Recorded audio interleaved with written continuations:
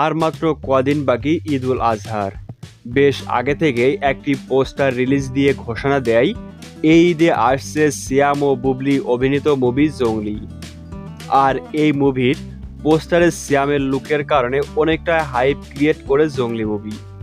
অন্যদিকে বেশ ঘটা করে একটি পোস্টার রিলিজ করে শাকিব খানের অভিনীত মুভি তোফানের এবং ঘোষণা করে সিনেমাটি মুক্তি পাবে ঈদ উল আজহায়। এরপরে ফার্স্ট লুক, টিজ এবং গান প্রকাশের পর শাকিব খানের এই সিনেমার হাইপ এখন তুঙ্গে অবস্থান করছে। সিনেমাটির সব কন্টেন্ট এখন ট্রেন্ডিংয়ে। হল মালিকেরাও তাকিয়ে রয়েছে সর্বোচ্চ রেন্টালে সিনেমাটি মুক্তি দিতে।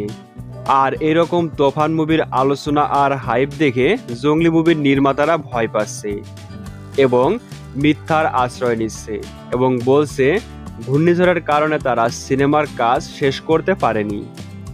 একটি সংবাদ বিজ্ঞপ্তিতে জঙ্গলি মুভির পরিচালক জানায়, জঙ্গলি মুভি ঈদ উল আজহায় মুক্তি পাচ্ছে না।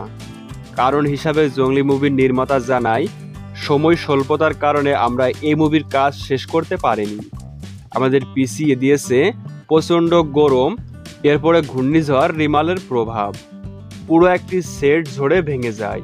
দর্শকদের যে সিনেমা আমরা উপহার দিতে চাই সেই কোয়ালিটি অ্যাচিভ করা সম্ভব হবে না এই দিয়ে।